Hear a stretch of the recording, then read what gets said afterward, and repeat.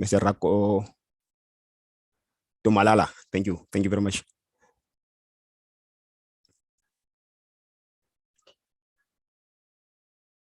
Thank you very much, Mr. Braganza. There seems to be a lot of glare coming in from behind you. It seems like there's a lot of light in the room that you are in.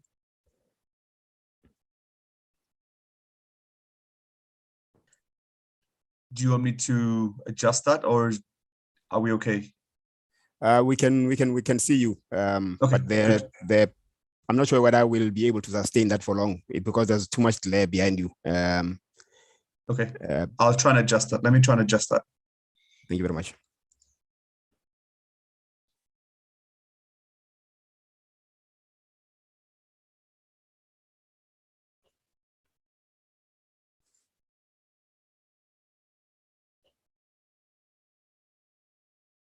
Honorable members and distinguished guests and colleagues, please note that the session is going to be broadcast live on various social media platforms. We request that you please bear that in mind as we participate in the session today. You are going to be live at all the time. So please ensure that you keep the safe virtual conventions. That is, you keep your camera on and then you keep your microphone off for the duration of the proceedings up until you are given an opportunity to speak. The session is going to be conducted in the 3 languages of the SADC PF, which is English, French, and Portuguese. If you have not done so already, I request that you switch to the channel that is the language that is appropriate for you. Choosing the language, I'm sure we all know, can be found at the bottom of your screen where you have interpretation, and then choose the default language that works for you between English, French, and Portuguese. I see I'd requested all the people on the platform to please switch on their camera so that I can take a group, a virtual group photo, but I see the cameras are not coming on.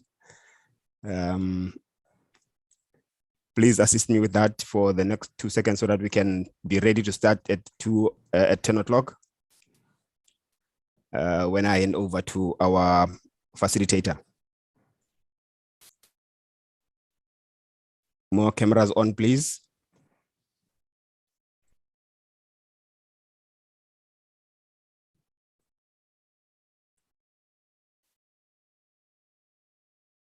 At the moment, I only have about 9, 10, 15 people that are having their cameras on. Everyone else is off. And on my screen, I've got about 25 people that are appearing on the screen. Their names that are not switching on their cameras.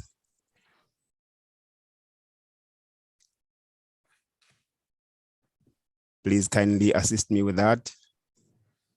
It's for the record. We are going to be using some of these pictures on various publications that we are going to do, and also on the social media platforms that are going to be talking about the event today.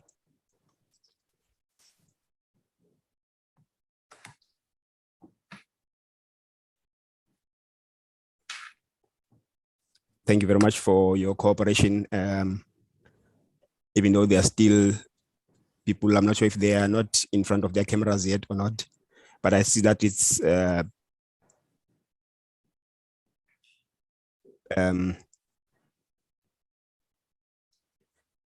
maybe while we are here, I'm thinking in terms of the program, it says that the facilitator will do the introductions of the people that are here, but can we have country indications in the meantime before we do the actual introductions? Do we have all the countries represented today? Angola?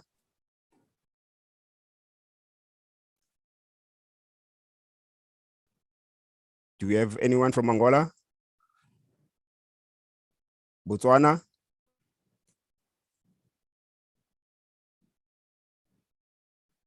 Anyone from Botswana?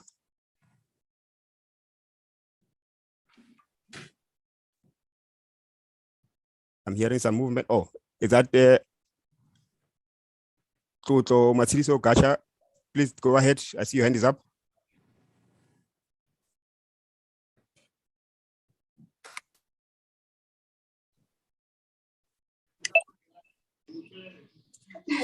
Hello, good morning. Good morning, ma'am. Yes, Tlotlo Matshidiso Gacha. I'm a finance officer here at the Ministry of Finance and Economic Development in Botswana. Thank you very much. Thank you. Is the DRC here?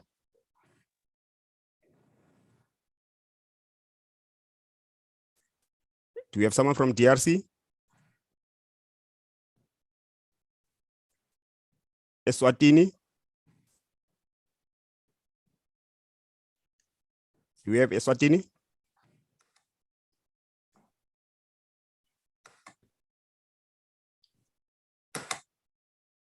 Do we have Lesotho?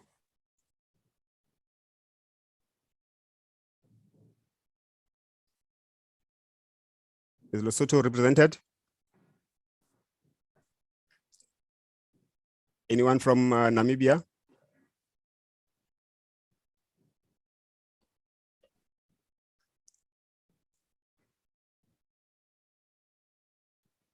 Malawi? Oh, is that Namibia? Yes, from Malawi we have joined. Thank you very much, Malawi. And then do we have someone from Mozambique?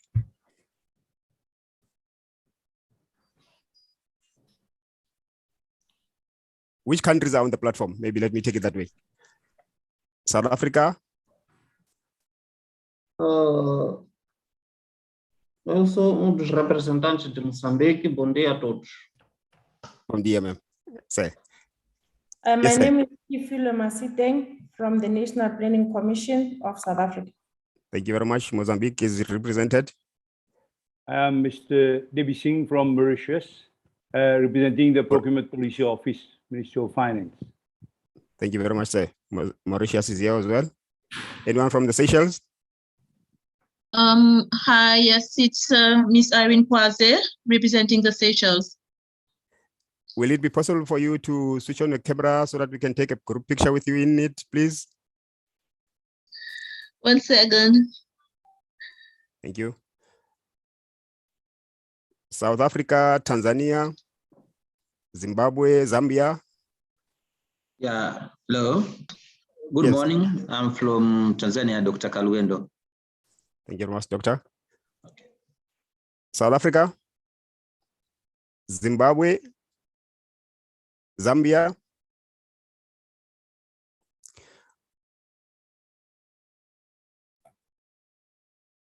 Good day. I had indicated that I am from South Africa. My name is Kifilo Masiteng from the National Planning Commission. Thank you very much, ma'am. Welcome to the platform. It's almost 10:05. I think I should hand over to our facilitator. The facilitator for the program today is Mr. Jason Rosario Braganza, who is a Kenyan economist with over 10 years experience working on international development in Africa. Mr. Braganza has focused his work over the past decade on trade and regional integration, finance for development and tax, illicit financial flows and domestic resource mobilization, poverty and inequality. He's also the executive director at the African Forum and Network on Debt and Development, short for AfroDebt. You are the co-head and program director of tax at the International Lawyers Project, leading legal pro bono tax reform. Prior to joining ILP, Mr. Braganza served as a deputy executive director and head of research at Tax Justice Network Africa, where he led their work, research, and advocacy on illicit financial flows and tax justice at the continental and global level. Let me hand over to you, Mr. Braganza. Thank you very much. Great, wonderful. Thank you so much, Modise, for that wonderful introduction and making sure that we're all ready and geared to go. Good morning, colleagues and comrades from across the region and from across the continent, from wherever you're joining us, and welcome to this second consultative meeting on the development of the SADC Public Financial Management Model Law. Your Excellencies, Honorable Boma Segoma, Secretary General of SADC PF, Honorable Maureen Hinda Mbuende, Deputy Minister of Finance from the Republic of Namibia, Honorable Members of Parliament, distinguished representatives of governments from the Ministries of Finance, and those joining online from various platforms and various parts of the region. Welcome to this meeting.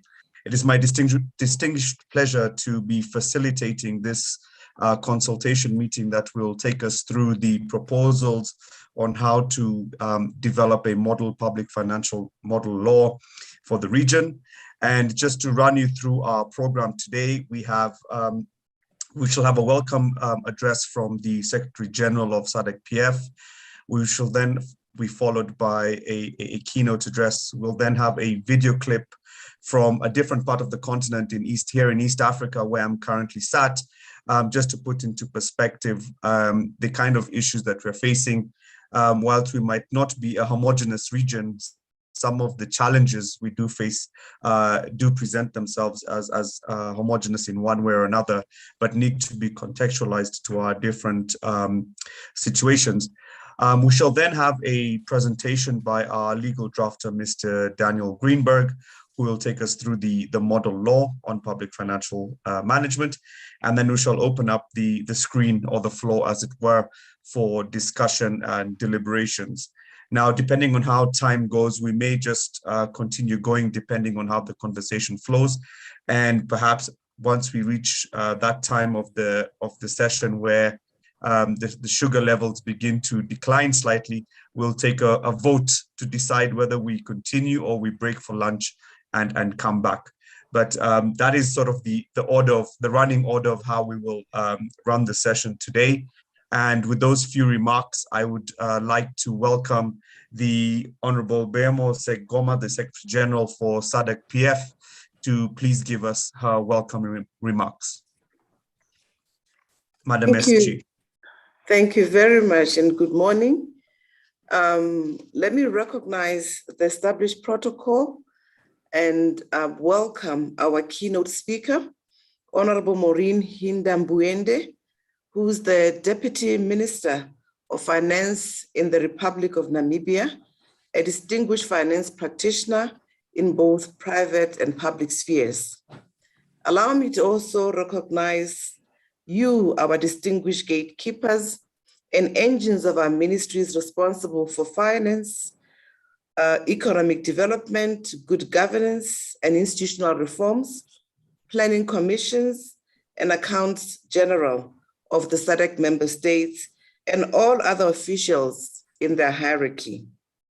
Allow me to also recognize Mr. Daniel Greenberg, our revered legal drafter for the SADC model law on public financial management. And allow me to also welcome and recognize my distinguished colleague, who's our meeting facilitator, the Executive Director of Aphrodite, Mr. Jason Rosario Braganza, whose credentials have already been shared with you. Safe to note that his credentials tell us we're in good hands for today's discussions. Let me also recognize our representatives from the media organizations that work with the SADC Parliamentary Forum and our member states, distinguished participants, ladies and gentlemen, dear colleagues, welcome after Valentine's. I hope the love is still in the air. Allow me to heartily welcome you, colleagues from our line ministries, as already indicated from your various portfolios, and allow you to feel safe, feel comfortable, be candid in your engagements. We have called you today so that you can assist us in the best way possible as we discuss this model law in the margins of its adoption. As you may be aware, the forum is accustomed to engaging in multi-stakeholder consultative sessions prior to the adoption of its model laws, in view of ensuring that the model laws is as inclusive as possible, taking into account the objective of the forum, which is to promote participatory democracy in the preparation of its legislative instruments.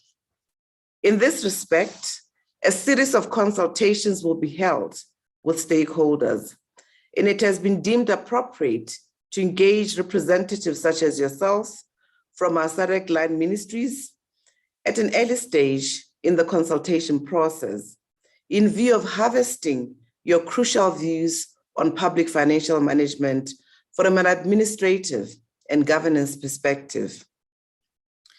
As you are aware, public financial management involves diverse aspects, all of which cannot be encapsulated in a single legislation. From procurement of contracts to financial instructions for governments to draw invoices, there's a range of public financial management issues which prevail that need to be mastered by representatives of line ministries and accounts generals. You will find that the model law addresses public financial management from the parliamentary angle. In other words, from the effective oversight which may be exerted by Parliament over public financial management processes, which are conducted by the state through line ministries, the account general, or other statutory bodies. It is thus within this contextual framework that stakeholders present today should consider the provisions of the model law. When examining the model law, you will thus be guided to comment on the interactions between line ministries and account generals on the one hand, and Parliament on the other hand. Distinguished participants, I shall now say a few words on the reasons for engaging representatives such as yourselves from line ministries and offices of account generals. It is commonplace that line ministries and account general are the implementers of the public financial management system. Line ministries prepare the budget, manage public debt, engage in state expenditures, and monitor the whole system for discrepancies. While line ministries also engage in policy on public financial management, the offices of the accounts general disburse funds and pay to the interested parties after receiving instructions to that effect. The main fund used by governments, which is often called the Consolidated Fund in many SADC states, is managed by line ministries, with disbursements made by the accountant general. You will kindly find that the notion of consolidated fund and its management equally prevails in the SADC model law under Part 4. Line ministries and the accountant general both comply with the appropriation ceilings approved by Parliament through budget legislation, and they adhere to the existing public financial management framework. These are aspects covered under Part 5 of the model law. In this respect, there can be no better than line ministries and representatives of accountant general offices to give their constructive views on the existing public financial management framework and comment on the SADC model law in view of enhancing same for the guiding reference of member states. Dear colleagues, while you'll note that Finance Ministry is involved with nearly all parts of the SADC model law, especially Part 3 to 8, there is also the necessary reporting to Parliament, which is conducted through parliamentary questions and the tabling of financial reports. It is apt to add that from a policy perspective, all regulations pertaining to public financial management are developed by Finance Ministry, although the regulations may be mainly for logistical purpose where independent institutions such as the Office of the Auditor General or the Central Bank are concerned. In addition, I wish to emphasize that line ministries will be the principal protagonists involved in the eventual domestication of the SADC model law on public financial management after its adoption. Hence, it is imperative for representatives present today to understand the main provisions of the model law in view of working out how they compare with national legislation and earmark the areas for improvement which could be made at national level at the appropriate legislative opportunity. Dear colleagues, furthermore, representatives of line ministries and accountant general offices also interact with ministers and parliamentarians and are best placed to advise them on the reforms which need to take place to improve the public financial management framework of member states. You are permanent advisors and counselors on public financial management processes. And since most of you are public officials, you remain unaffected by election cycles, and thus you stay on to advise successive governments.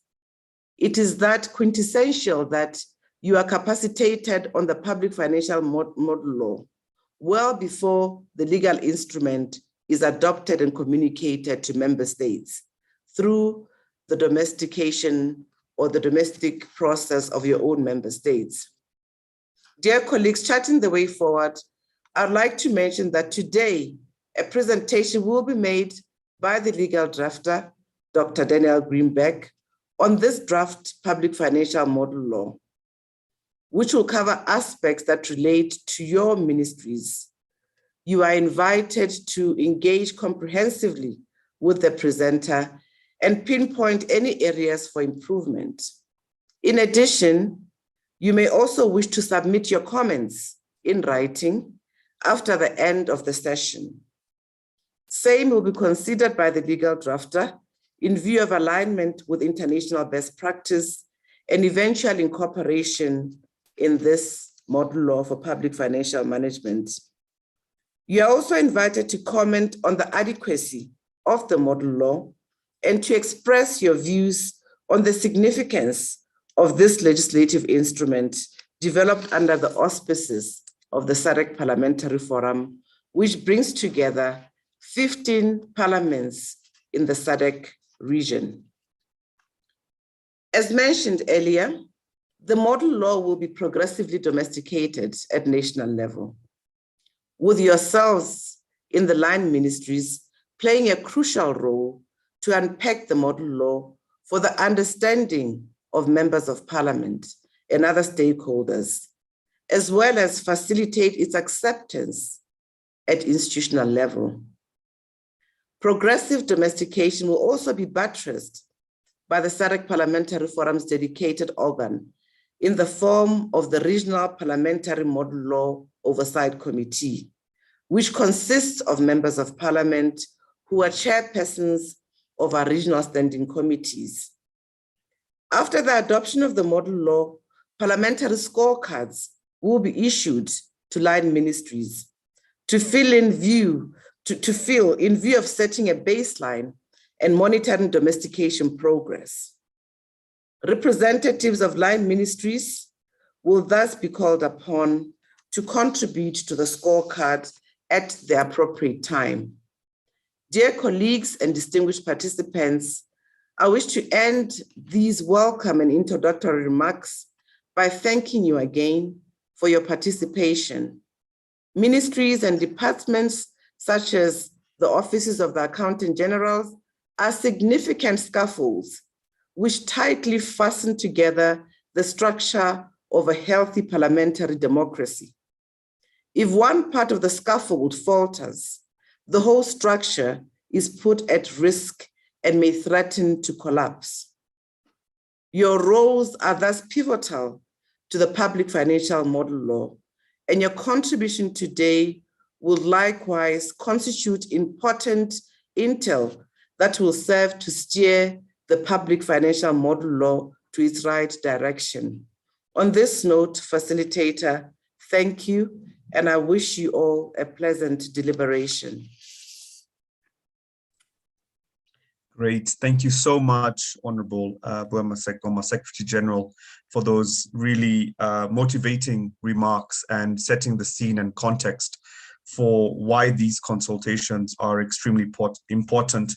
And especially during a time like now, as we try to build forward together out of the global pandemic, coming together as a region, as a continent, where we can then have one collective voice outside of the region and continentally. This is something that is truly an important stage in our transformation as a region, transformation as a continent, and surely will keep us in good path in strengthening. And as we say at Afrodad, keep us on the path towards making Africa a rule maker and not a rule taker. And I think the way you've highlighted the points around the different focuses and institutions that are responsible for implementing and designing this model law, it is important that we keep in mind the unison and the unitedness of different arms of government, line ministries, legislator, as well, in ensuring the successful development and implementation of this model law. And it's part of this consultation process that SADC PF has brought us here together today with a specific focus with Ministries of Finance and as the custodians of the public purse. So I thank you very much, SG, for those remarks.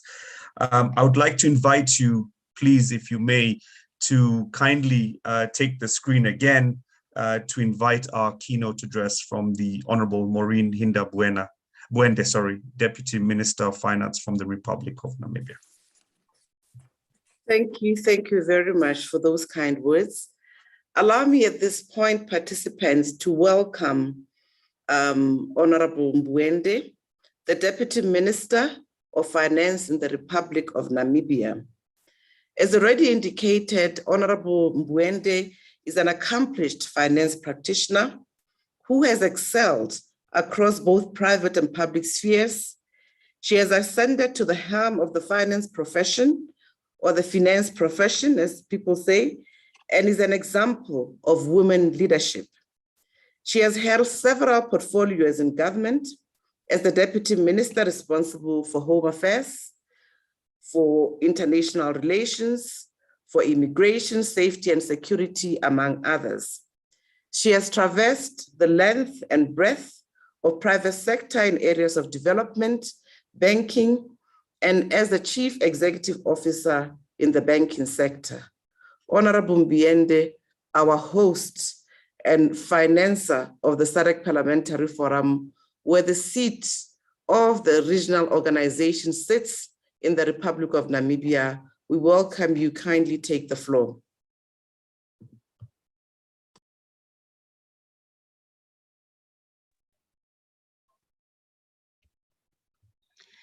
Yes, good morning, and my apologies. I seem to have had some connection problems and have missed the welcoming remarks. However, Directors of Ceremonies, thanks for having me. Ms. Boema Sekoma, the Secretary General of the SADC Parliamentary Forum, based in Namibia, representatives of the respective ministries responsible for finance, economic development, good governance, and institutional reforms, distinguished officials from the SADC member states and SADC Parliamentary Forum, Mr. Daniel Greenberg, legal drafter of the SADC Model Law on Public Finance Management, representatives of the media organizations, distinguished participants, ladies and gentlemen. It is a great honor for me to have this opportunity to deliver the keynote address during this crucial moment in our history as the Southern African Development Community. It is momentous because of the initiative taken by the SADC Parliamentary Forum in putting together this model law that will help ensure that we have an enabling legal framework aimed at strengthening policy as well as maintaining efficient and transparent systems of internal controls and management of public funds. Needless to say, public financial management remains a crucial component in ensuring stability and the maintenance of a healthy democracy, good governance, provision of basic services, and nation building in our region. The facilitation of these objectives requires proper planning and allocation of adequate funding to ensure that the use of scarce resources are optimized and value for money realized. As we all know, any misappropriation of public funds impacts negatively on a government's ability to deliver its promises to its people. It is therefore important for us who are entrusted with public authority to discharge our fiduciary duties by ensuring that resources from the public purse are used for the intended purposes as allocated in the budgets. I cannot emphasize enough the importance of prudent management of resources, especially in our region where some countries are resource poor. The heads of departments or accounting officers play a crucial role in this regard, as they are tasked with implementing policies, operating the internal audit systems, and the maintaining effective, efficient, and transparent systems of internal controls and risk management. As you would all agree that any system is as good as its implementer. All this requires various layers of authority to ensure that there are no unnecessary delays and the system runs seamlessly. The unfortunate reality, however, some may say it is perception. Let me say, the perception is that most of our countries in our region, that in almost all countries in our region, prudent stewardship of public finance is either inadequate or lacking. In this regard, misapplication of resources and leakages associated by rampant corruption are not uncommon. In order to help stem these leakages, the legal framework is expected to provide for appropriate checks and balances in the process of managing the resources, so that these public resources mobilized on the back of the hard labor of our people can only be applied as intended and achieve the desired results. To this effect, some of the checks and balances that are in place in most other countries in the management of public resources includes the executive having to seek approval from the legislature before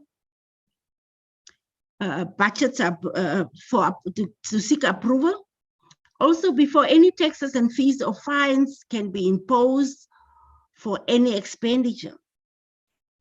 This arrangement of checks and balances also empowers the legislature to conduct oversight on public expenditure during the implementation process of the budget or ex post oversight, as facilitated through the various important work undertaken by our respective parliamentary standing committees on public accounts where they exist, and our supreme audit institutions.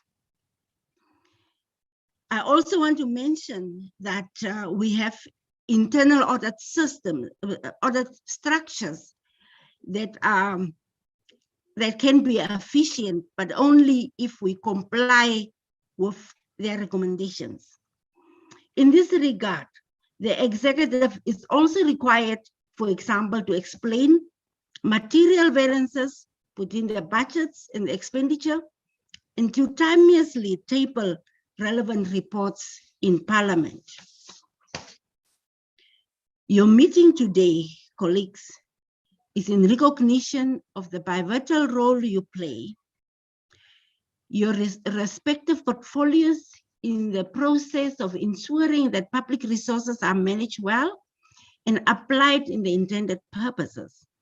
You are therefore required to consider if the content of the model law will be helpful in providing a normative framework which can help to tighten the regulations governing the utilization of public resources in the SADC region. As important role players in this regard, as representatives of the respective SADC parliamentary forum of the different parliaments, this is your opportunity to improve the content of the model law so that it can become a benchmark that can be adopted, contextualized, and implemented by SADC member states in our collective effort to strengthen our systems and to eliminate wastages and misappropriation of public resources. This consultative process, and in particular today's meeting, is an opportunity for you to reflect on the laws and regulations existing in your respective countries and see if they are in tune with current international standards.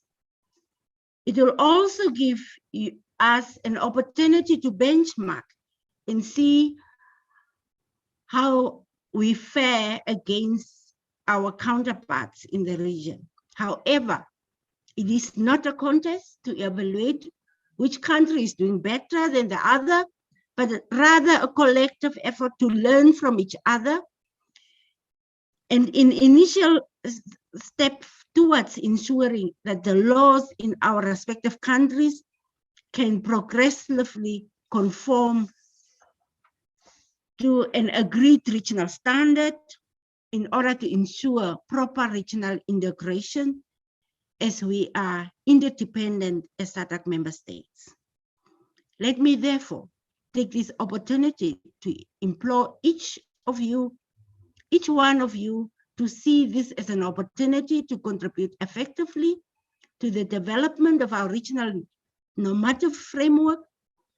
Individual member states can draw experiences in order to strengthen their respective legislative landscapes and at domestic levels, covering all aspects of public financial management processes.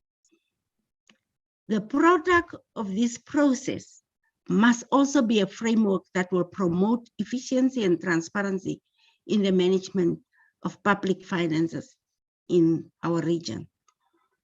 As you engage each other on the best practices in relation to management of public funds in the region, let me also take this opportunity to urge on you to take cognizance of overhead costs, like the higher IT systems or program or license and maintenance costs that seems to be uncontrollably high and inflated. Feasibility study costing that lately makes projects unaffordable, which models needs review.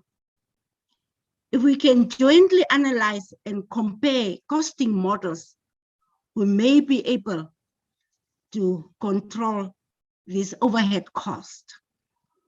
I wish you a very fruitful deliberation and thank you for your attention.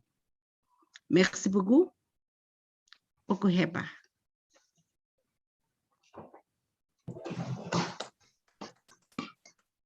Thank you very, very much, Honorable Hinde Buende, Deputy Minister of Finance for the Republic of Namibia, for really giving us the regional context, but also the political and technical context of why this exercise is extremely important. And I do like very much, as you reached your conclusion, the the way you message this around the framework for efficiency and transparency of for the public utilization of public resources for the intended purposes of social service provision, nation building, good governance, and democracy. And I think in a region and at a time when the world is facing very many challenges to these good principles and good foundations on human rights and putting citizens first, these types of sentiments and motivations become ever more important when we're undertaking such an exercise in developing a regional model law that will govern and ensure that we continue to put citizens at the center of how public resources are effectively managed for the advancement of society and the transformation also of our nation. So thank you so much for those remarks and for giving us the framework for how we need to approach this consultation process. And as the technocrats within the framework of public finance and public resource management, I'm sure our colleagues from the different ministries, departments, and agencies that deal with this will be firmly keeping those remarks at the back of their mind as we go through. Distinguished participants, ladies and gentlemen, it is now my pleasure just to quickly request, we're about 73 individuals or participants on this call. If you don't mind, in using the chat window, just typing in the country that you are representing so that we may get a clear indication of which of our member states are represented here today. It would have been nice for us to go through a individual introductions, but I think because of the numbers, it might just be useful to know which member states or which parts of the continent are also joining us outside of the SADC region, given that we are streaming live on YouTube as well. And just to also remind participants that we do have simultaneous interpretation for English to French, English to Portuguese, and so on. So just in terms of some logistics there. And so without any further ado, because I do see we're keeping very good to time with regards to our program, I'd like now to hand over to the team at SADC PF to kindly showcase a video clip that comes from the Republic of Uganda in East Africa that talks about how resources and public financial management of resources, of public resources, can be done, and how it's being done on this part of the continent. So I'll hand over to SADC PF ICT to kindly show us the video. Thank you.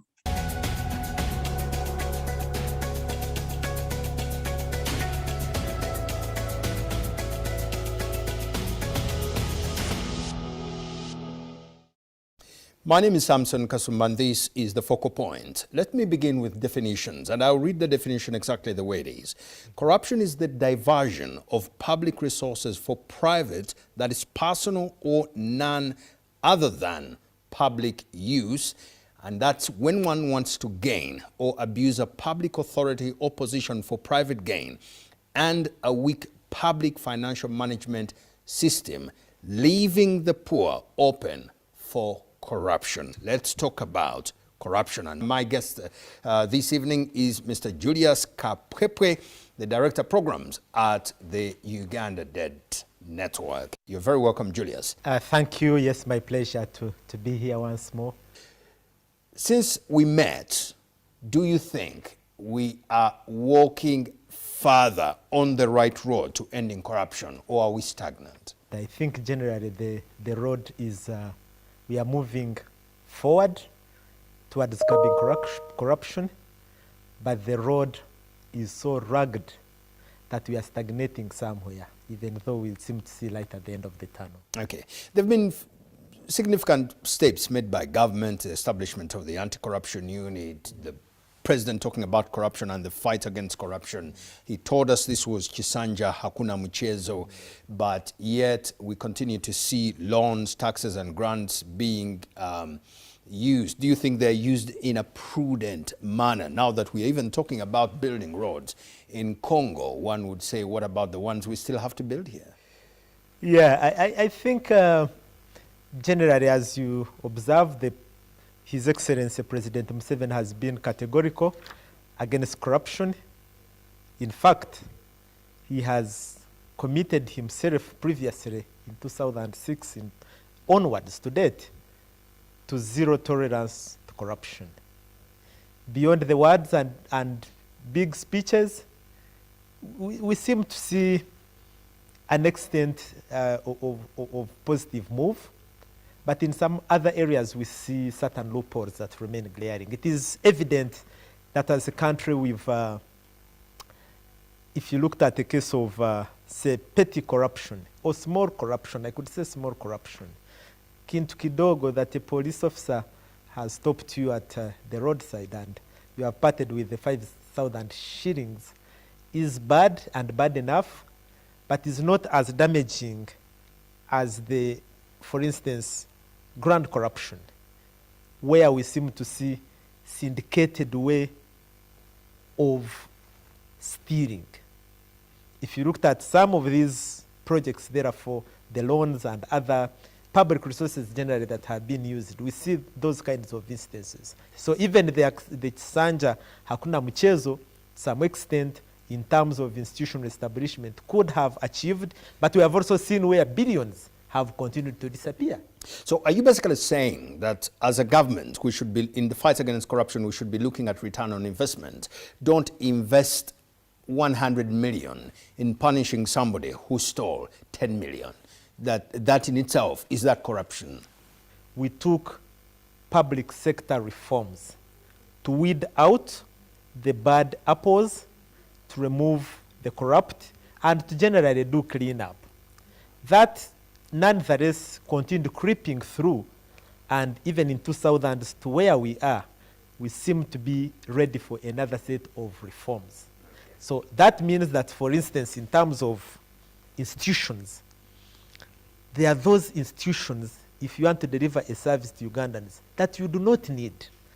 And that's where we are coming from, that you do not have to invest billions for you to be able to deliver or even get back millions. Let me ask, do you think, because the supplementary budgets are on the increase, they are now in the trillions, would you consider that in a subtle way as syndicated corruption? Because how come we budget and all the time we have some supplementary budgets and they seem to be now going to the trillions? Continued supplementary expenditures definitely undermine the credibility of the budget every financial year. That in Uganda, alas, has continued to be a creeping culture, and it is not the way to go. Is it corruption? The Constitution of Uganda of 1995, as amended, as well as the Public Finance and Accountability Act, Public Finance Management Act, is very categorical on how do you handle supplementaries. And it gives 3 conditions: unabsorbable, unforeseen, and unavoidable circumstances. Outside any of those 3, then it is a degree of corruption. In fact, if we took a sample of just this financial year, where we have seen about 6 supplementary budgets coming in day, evening, and night, it is a form of corruption. Why? We need to look at the specifics. Do you have some examples? Let's take just the COVID kind of related supplementaries. Nobody could have seen COVID. Precisely. But you're expected to deliver so much of masks across a spectrum of Ugandans.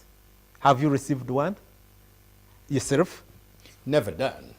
82 billion. Precisely, that's what we are talking about. So if you have a parliament that approves a supplementary budget, but goes and hides its own share, not through the main discussion on the parliamentary floor, but through a parliamentary commission.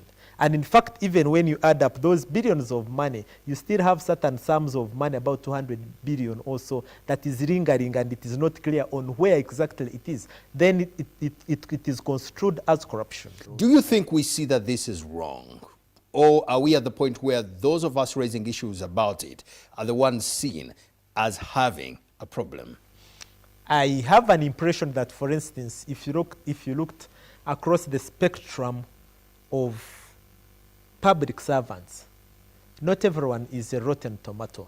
There are those diligent ladies and gentlemen we know about that not only have earned accolades, but actually can be seen in the way they do their work and deliver results for this country. So some, yes, but not all of them across the spectrum. Let's get to how we get those who govern us through our electoral processes. Some have argued that if the means is questionable, it can't bring an end that is unquestionable. How we raise money to finance electoral campaigns, do you think there is an issue there? Some have large sums, some don't. In fact, some presidential candidates have already suspended campaigns over matters of inavailability of campaign finance. Precisely, researches have been done, and even logically, it is known that if you have a questionable start process, it will give you a questionable end result. So to the extent that, for instance, we are not very, very clear, we do not have a seal on how much money should be involved in the electoral process. Shouldn't one campaign fundraise locally and internationally? That is not a problem. We need to be clear on how much should be the extent of money during the electoral process. What should be the sources of prudent money for electoral process and any other process. So the Financial Intelligence Authority therefore comes into it. District budgets being used to finance campaigns. I mean, if I am an incumbent, I am intending to run towards the elections, I use the district finances to grade roads and do all these sorts of things to show what I'm doing. Is that also, in your opinion, corruption? And is there a way even of dealing with it, or should we be relying on one's morality? That would constitute corruption, definitely, if you have public resources being diverted at whatever level, including at the district. In fact, the bigger challenge is not at the district levels, but at the central government. Recalling that trillions of shillings that out of a given budget, for instance, for this financial year, the previous financial year, for a budget of about 45 trillion or 42 as in the previous financial years, it is just about 3 trillion that makes it to the local governments. Of course, part of which is used for service delivery, and maybe part of that is what is involved through corrupt means. So it means that the central government, which retains a huge chunk of the fiscal resources, is where we should even be putting a bigger eye. And the Auditor General has been very, very categorical on where some of these monies have been stolen from ministries, departments, and agencies of government. And therefore, to that extent, it is possible that it is those monies that make their way into the electoral process. And we think that the law going forward needs to come and be stronger and curb some of these tendencies that are creeping in. Do you think that as a nation, we understand that corruption, especially petty corruption, is as bad and dangerous as syndicated, or we now have corruption and corruption? In about 40 seconds. We have, of course, petty corruption. We also have bureaucratic corruption, which is like the working with the systems that can frustrate. But we also have the grand or the political corruption. Of those three categories, the political corruption is where you seem to see syndicated type of affair. And we think that the syndicated one, the political or the grand corruption, is the most dangerous of the three. Okay. Yeah. Julius Kapwepwe from Ugandan Debt Network, thank you so much for talking to us. Indeed, having been speaking about corruption, I don't want to be corrupt with time. Until next time, this has been The Focal Point.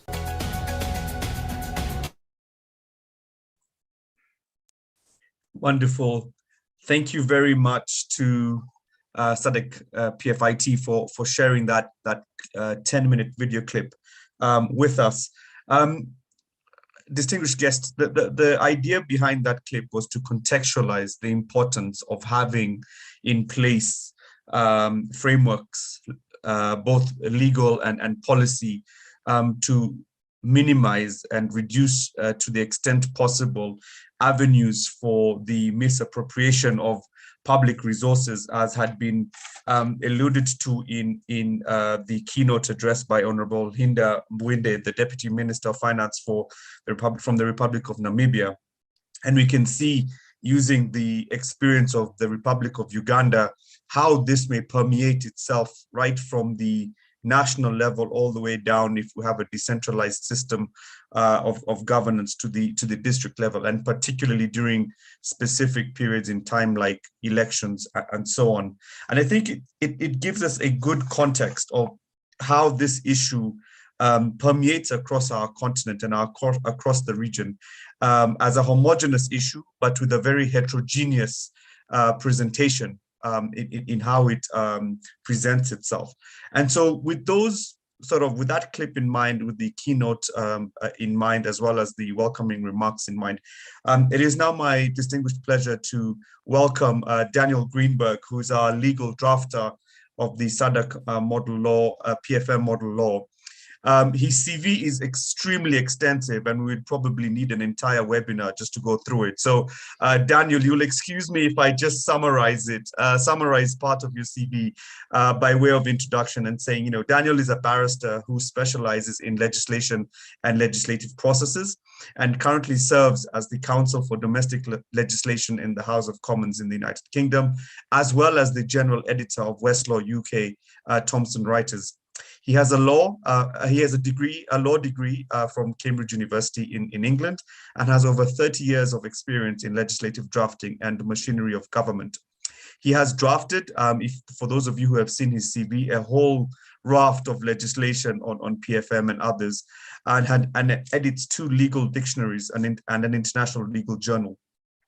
He has worked with governments and parliaments in the UK, Albania, Wales, the Falkland Islands, Isle of Man, Gibraltar, Myanmar, Malaysia, Nigeria, Northern Ireland, Solomon Islands, South Georgia, Sri Lanka, and elsewhere on the production of legislation and on legislative development processes.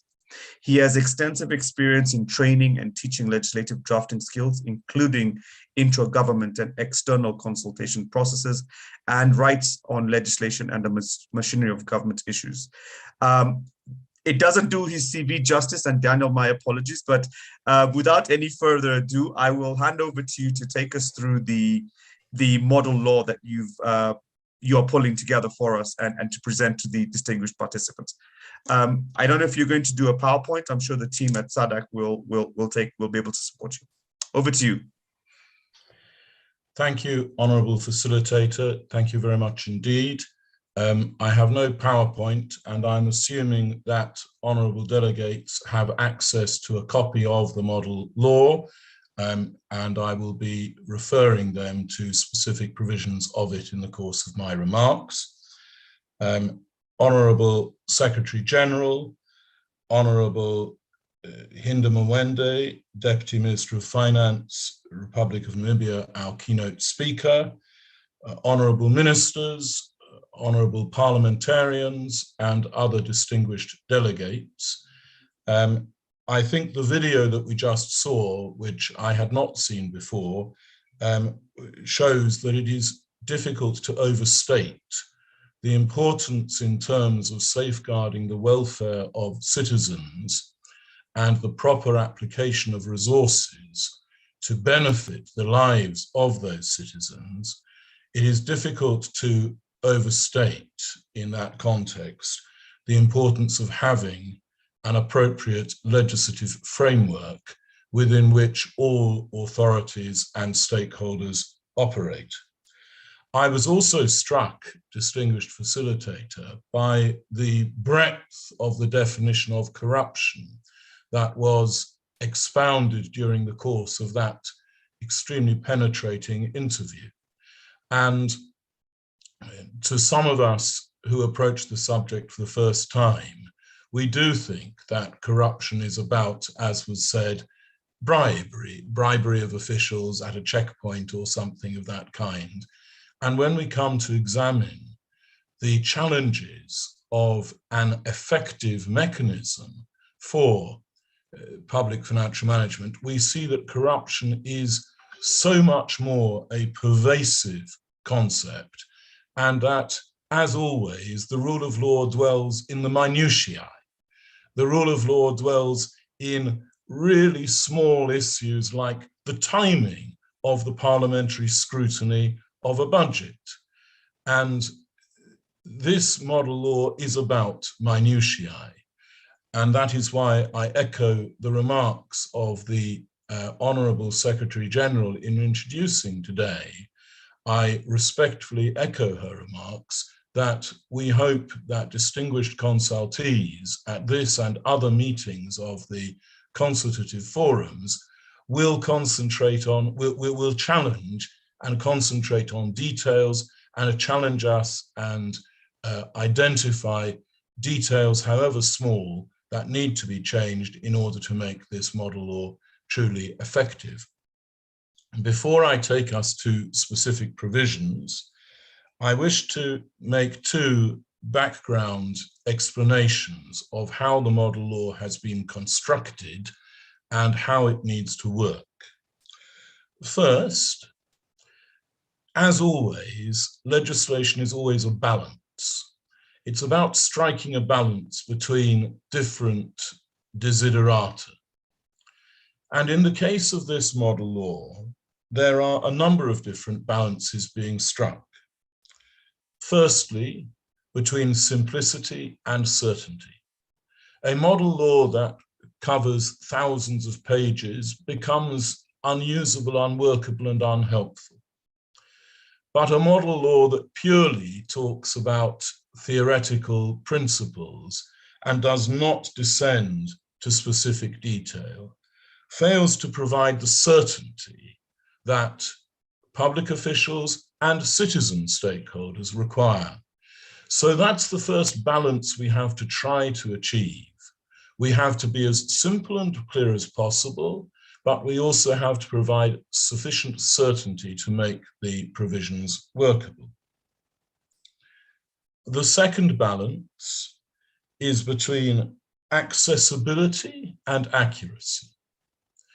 For a model law to inspire confidence throughout the jurisdictions which adopt it, one of the requirements is that everybody feels able to understand it.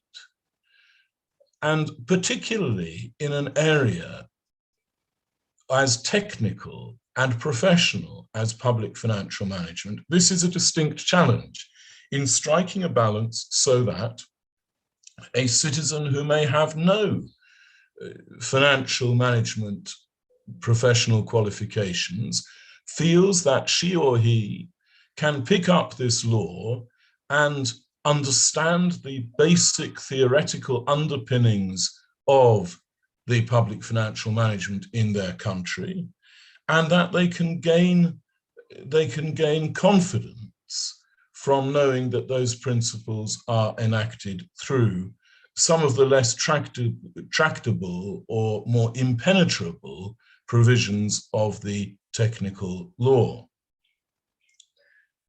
Then there is a balance between clarity and flexibility. In the video clip that we have just seen,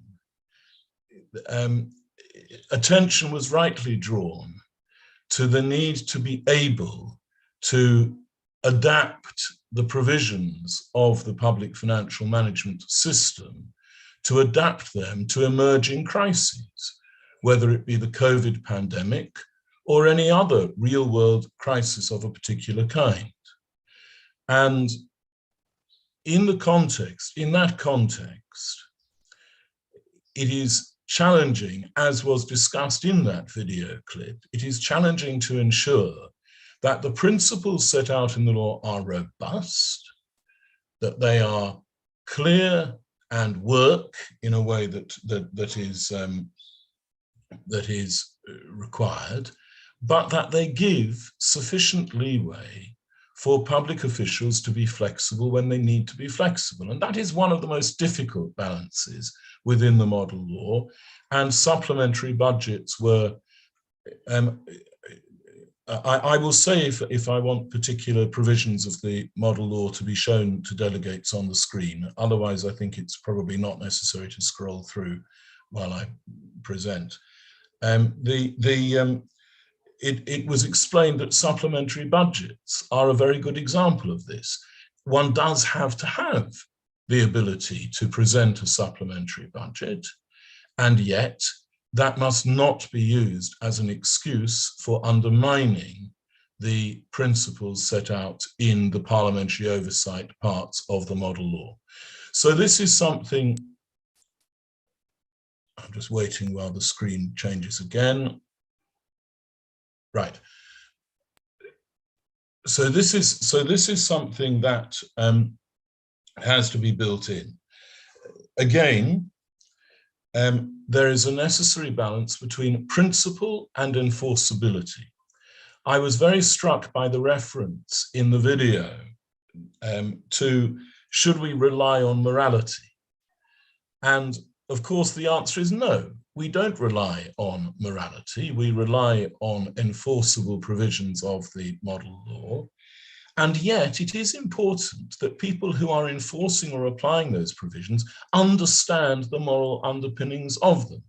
And when I start to take us through the model law, I will direct the attention of distinguished delegates to our attempt to identify and articulate at the beginning of the model law, the moral principles or the values, to put it slightly differently, the values on which the law is founded and that the courts and others will have regard to in applying the provisions of the law. One other example of necessary flexibility to which I would particularly like to direct delegates' attention is cryptocurrency. Here we are in 2022 setting a model law that will have to cope with the regulation of cryptocurrencies, and at the moment we have no idea what challenges that regulation will need to face over the next 2, 5, 10, 20 years. So yet again, we have tried to craft a set of provisions that provide a degree of certainty as to the principles to be involved in regulating crypto assets, while providing flexibility to develop those regulations in accordance with real-world developments in the application and use of cryptocurrencies. My second and much briefer point before I started taking us through the model law, I wish to echo a point made by you, Honourable Facilitator, at the start of the day. You talked about the importance of contextualizing the model law for each jurisdiction.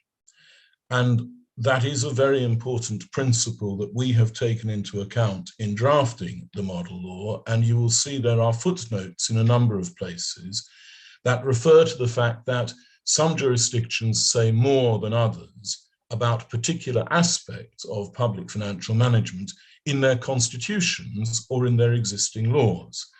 And where the constitution already deals with a topic on which there are provisions in the model law, the jurisdiction is expected to contextualize the application of the model law so that it fits with and does not either overlap with nor, of course, contradict any provisions of the Constitution or any other founding financial law. With that introduction, I take us now to the model law. I don't think it's necessary, if I may suggest, for particular provisions to be shown on the screen. I think honourable delegates have access to the law and they can follow it in their own copies, but they don't need to. I will be drawing attention to some focal points on which I would like honourable delegates to concentrate. So as I said, part 2 of the law aims to articulate the aims and objectives of public financial management legislation within each jurisdiction. And there, the principles that I mentioned in the balance are drawn out. In clause 9, we talk about the aim to balance accountability, transparency, independence, and modernity by providing an efficient and effective process that covers the raising of revenue and the expenditure of revenue, as well as accounting and parliamentary oversight.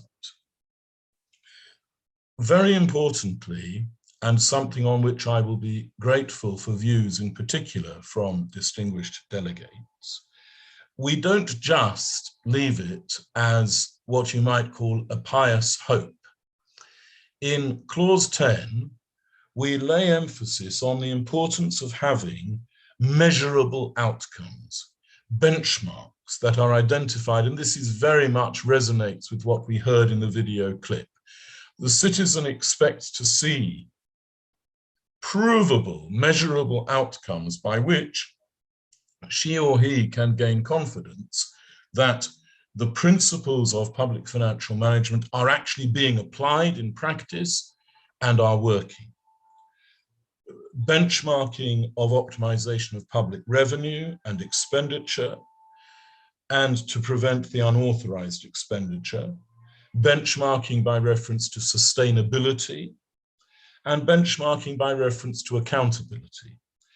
In relation to optimization of public expenditure, distinguished Honourable Madam Secretary General will remember that in the first of our consultative forums, a different video clip was played in which we heard from a number of young voices from the region.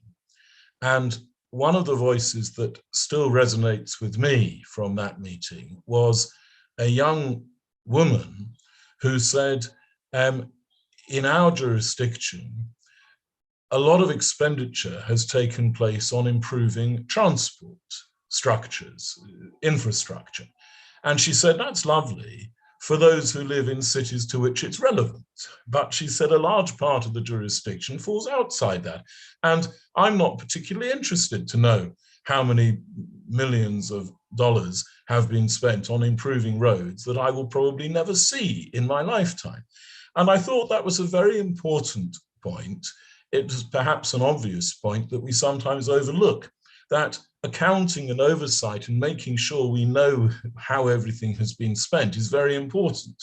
But it's only really important if it delivers useful outcomes to the citizens. And optimization of public revenue expenditure, therefore, has to be measured against deliverable outcomes in people's real lives, and not merely against scrutiny criteria. In clause 11, we identify the public financial management principles that are balanced together to achieve the desiderata to which I alluded earlier. Transparency principle, accountability and participation principle. Again, a law in which citizen stakeholders participate is one in which they will have confidence and of which they will feel ownership. Oversight principle, fundamental to democracy, as the Honourable Hinda Mwende, the keynote speaker, drew attention to. This is fundamental to the democratic credentials of a jurisdiction, that there is effective parliamentary or legislative oversight of the public financial management system. And finally, and something that I think will resonate particularly for honourable delegates today, the responsibility principle. And this again was picked up in the video clip we saw earlier. This only works if officials feel the privilege and responsibility of participating in public financial management. We do have sanctions and criminal offences at the end of the bill, and I will advert to them shortly. But this isn't about primarily enforcing what has gone wrong. That rarely helps anybody, as the video clip discussed. You know, how do you recover money when it's missing from the system without spending sometimes even more money than you're trying to recover? This model law is partly about enforceability, but it's also, and I would suggest perhaps more, about ensuring responsibility in the first place, so that people understand the basis on which they are trusted with the privilege of overseeing the resources and spending the resources of the citizenry stakeholder. Finally, in part 2 of the bill, we identify the public financial management values: integrity, independence, impartiality, equity, professionalism, accountability, and responsiveness. And delegates may feel there are others that should be added, and we will be interested to hear that. But again, it's about articulating values that every citizen can understand and can identify with, and allowing them to underpin the provisions of the model law. And I remind delegates that these provisions that I have just outlined are not in the preamble. They are not just pious hopes. They are operative parts of the law, and the courts will apply them in applying and construing the legislative provisions of the model law. So they are to be treated as part of the effective and operative law, and will hopefully be accepted in that spirit by those who are trusted with the operation of the law. Next, I turn to part 3, which deals with the authorities underpinning the public financial management system. And in the context of this morning, it is particularly important that we identify in the law the pivotal roles of the finance minister, the finance secretary, who, as the permanent secretary in charge of the permanent civil service mechanisms, is every bit as important in a functional way as the minister is in an accountable and responsibility way. And we set out some general functions of the finance secretary for that reason, as well as identifying the inspection rights of the finance secretary. The finance ministry is discussed at length in clauses 18, 19 and 20, and we will be particularly grateful to honourable delegates today for their observations on the sufficiency, accuracy and efficacy of the functions that we have identified as core functions of a finance ministry. I now move to a brief overview of some other parts of the bill that are relevant to its overall coherence, but that do not specifically necessarily come before us today, although, as the Honourable Secretary General mentioned in her remarks, we will be enormously grateful for comments on any aspect of the bill. But for the sake of coherence, I will go through the bill seriatim, and then I have a couple of other features that I want to concentrate on before I close my remarks in the context of this morning's consultation forum. Part 4 is a general discussion of the mechanism for the holding of public funds. Part 5 deals with an overview of the supply and appropriation system, which we are all familiar with, and which, as Honourable Hindema Mwende mentioned in her keynote address, is the essence of the democratic accountability of the public financial management system. And it therefore leads directly into part 6, which is parliamentary control. And I draw delegates' attention specifically to the provisions of clause 35, which articulate what we call the parliamentary engagement principle.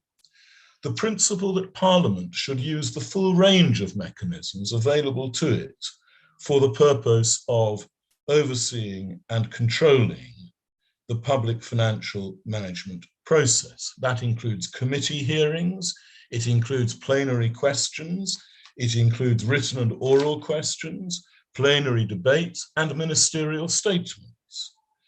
It includes the committees of Parliament taking an active interest in the affairs of finance ministries.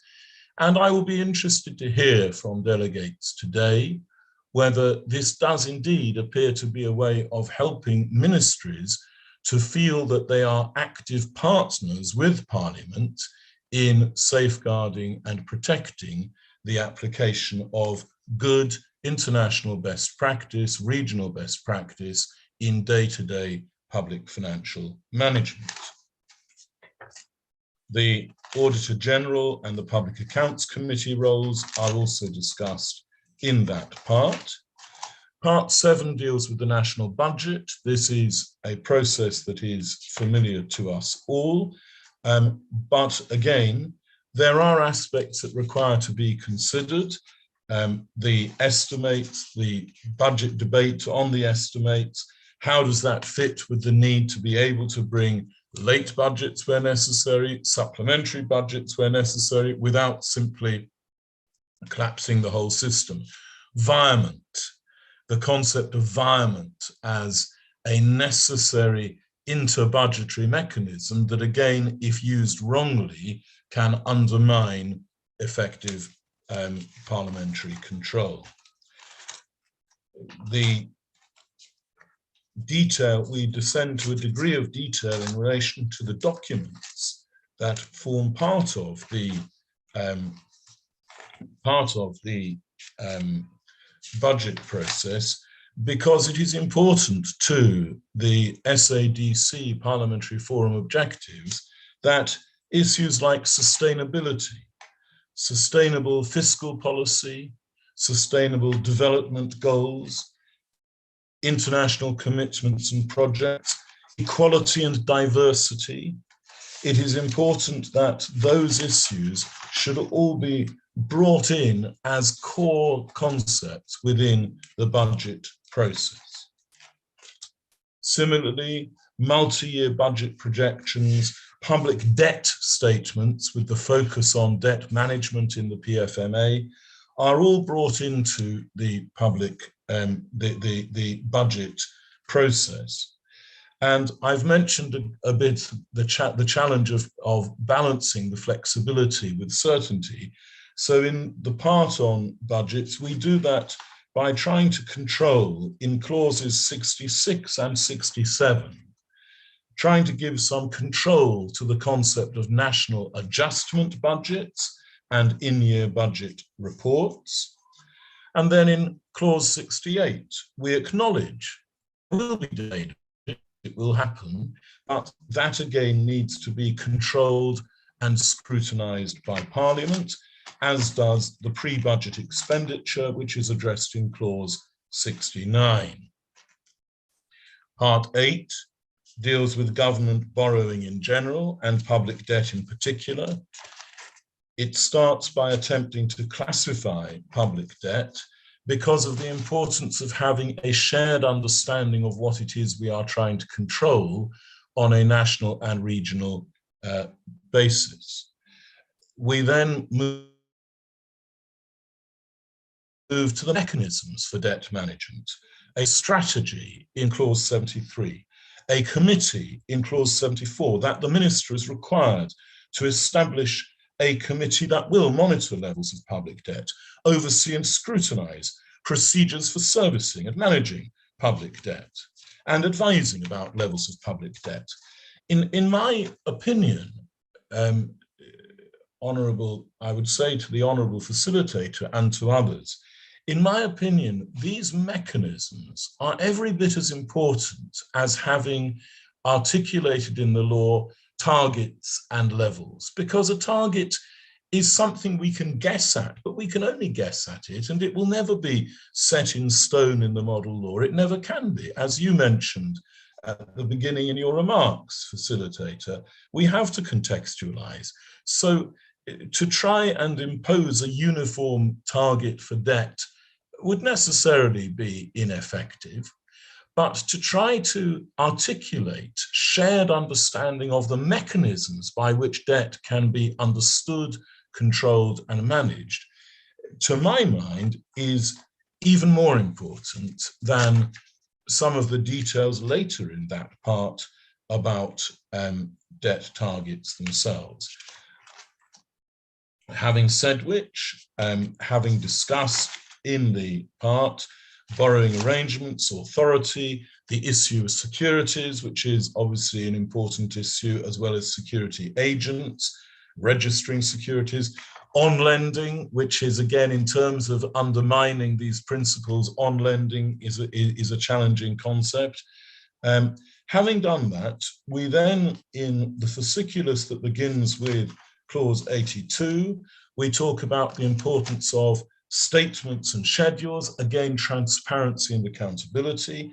And only then do we come in clause 84 to the ceiling limit, to excess reports, and to scrutinizing public debt once it has reached the debt ceiling.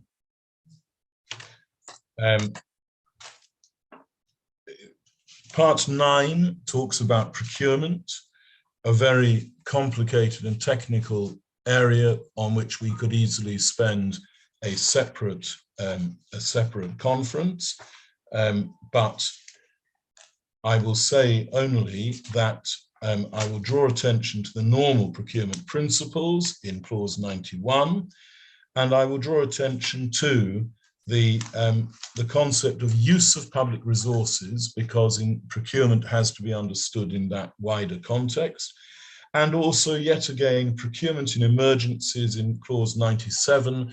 Once more, it is balancing the need for certainty with the requirement for flexibility.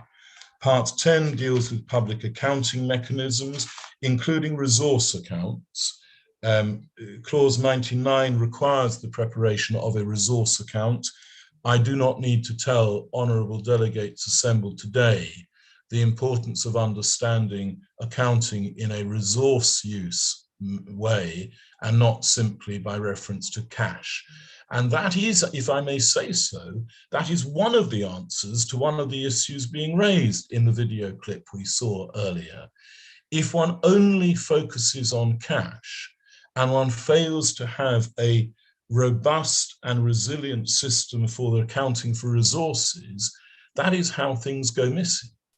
Because cash and movements of cash are not in themselves a sufficient and adequate representation of the assets, the public assets, the raising of funds and the use of public assets.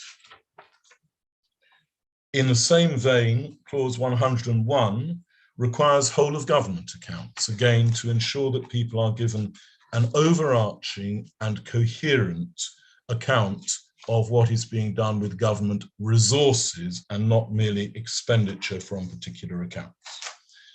I have left myself a few minutes to draw slightly closer attention to two parts of the bill. Part 11 on financial misconduct, misuse and maladministration. It is very clear that while we articulate good principles and best practice at the beginning of the model law, it is very clear that while we hope to inculcate feelings of responsibility and dedication in all the public officials who are involved in public financial management, and while we all know very well how dedicated and committed public officials are to the maintenance of good order and the rule of law in public financial management, things will occasionally go wrong. There will occasionally be lapses of standards, and then it is important to citizens to know that should that happen, there are effective mechanisms for addressing them. And that is why I will particularly welcome scrutiny of Part 11 today, with its offences of public financial misconduct, its offence of misuse of public funds, and an offence of maladministration, which set out in clause 111, distinguished delegates will recognise is important, partly for evidential reasons. The offences of misconduct and misuse in clauses 109 and 110, those offences can be very difficult to connect with and prove in specific cases of wrongdoing. And it is thought in that context, and this was a specific suggestion by the technical working group, and I apologize, distinguished facilitator, for not having mentioned the technical working group before, because I should have said that some members of the working group, I'm sure, are present, and a very distinguished international technical working group from the region and wider have put enormous thought into the provisions and have made a number of suggestions. Many of the features that I have mentioned today were responding to specific suggestions from the technical working group. And having a specific offence of maladministration with its relative evidential advantages was one such case. I have mentioned part 12 on cryptocurrencies, and so I come finally, in the last 3 minutes available to me, I come to, in the final provisions, I wish to draw delegates' attention to, in particular, clause 129, which permits the making of supplementary regulations, clause 130, which permits the issuing of guidance, quasi-legislation guidance to inform the application of the model law, and 131 and 132, which deal with parliamentary scrutiny of regulations. The use of regulations and guidance is one of the key mechanisms by which we have tried to combine, to strike that balance between certainty and flexibility. And there are many regulation-making powers in the model law. In my view, they enhance the effectiveness of the model law, provided, and this is an important proviso, provided that clause 132, which deals with parliamentary scrutiny of the regulations, ensures that those regulations are made themselves in an accountable and responsible way, so that they enhance the detail of the model law and do not come to undermine it. Distinguished facilitator, I now draw my remarks to a close, and I look forward very much indeed to hearing the observations, criticisms, challenges, and other remarks of distinguished participators in today's very important consultative forum. I thank you. Excellent. Thank you very much, Daniel, for taking us through what has been, as you've referred to, a very extensive process in getting us to this stage where we have a draft model law on public financial management for the SADC region. And I want to appreciate the detail through which you've taken us, through, part by part of the law, and highlighting to the distinguished members here where we should be focusing our attention on. And in particular, your opening remarks on focusing on detail and not the broader statements or provisions of the law. I think this is extremely important because it is in these details that determine the success and or failure in being able to contextualize this model law.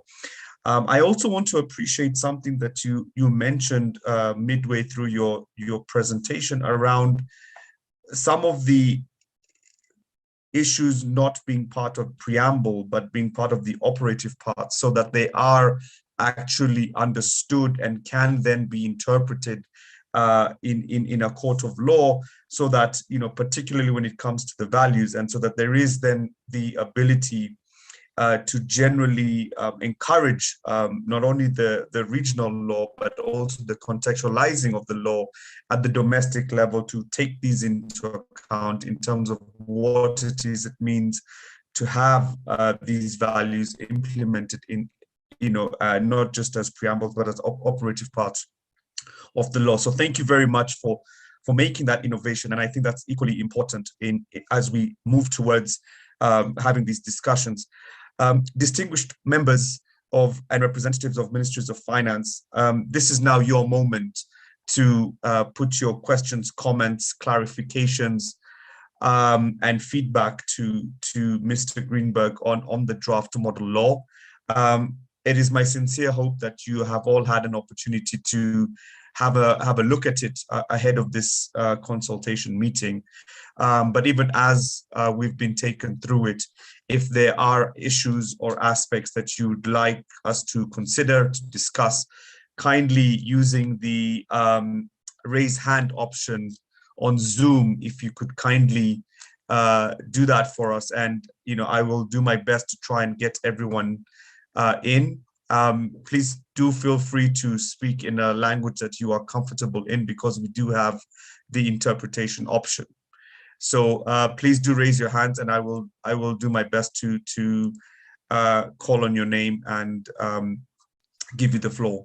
So we have Monausile Mhango from Malawi. The screen is yours.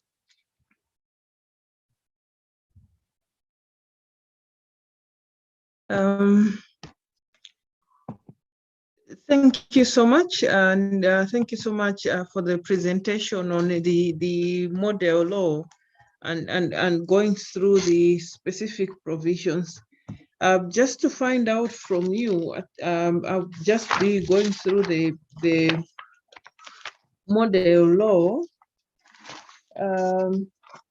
on the principles. That's the section 11 on the public finance management principles, the outcomes, and then on the purpose of the act. I'm looking at it that for example, here in Malawi, our Public Finance Management Act provides for the purpose of the act, but it does not provide for the measurable outcomes and the principles, which in most cases we've included this as part of the Treasury instructions and the regulations. And just to find out from you whether going forward, we should indeed include as part of the principal sections of the law. Coming to part 3 on the authorities, we have the finance minister, the finance secretary, and then the general functions of the finance secretary.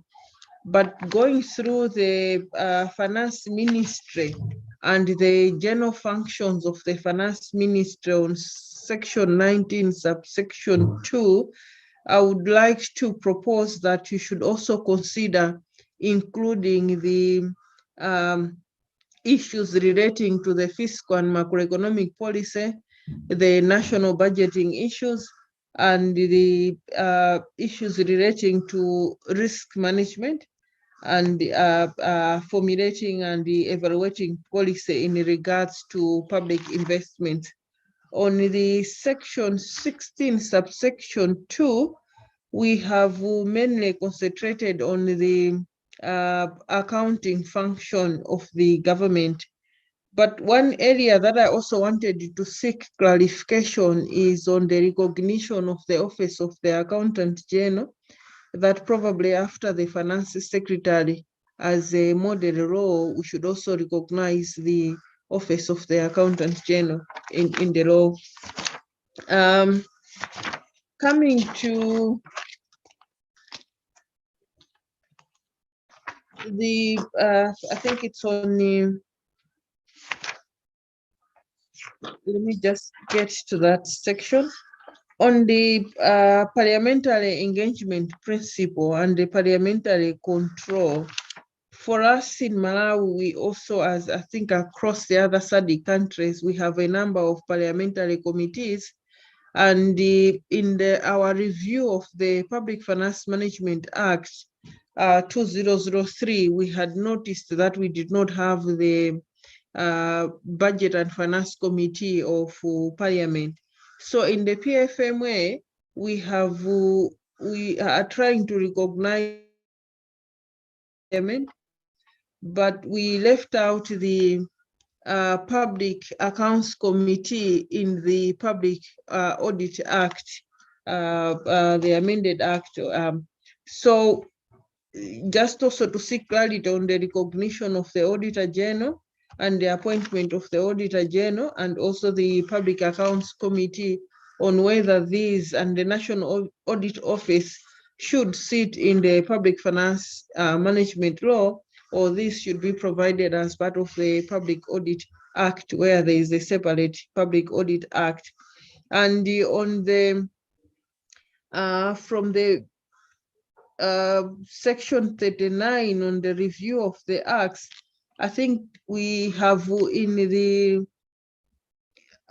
the concept note and also in the provision of the law a critical element that most governments were not looking at, and that is the review of the state-owned enterprises' performance and their financial performance, which should be embedded within the parliamentary oversight law, and also our reporting elements from the Ministry of Finance to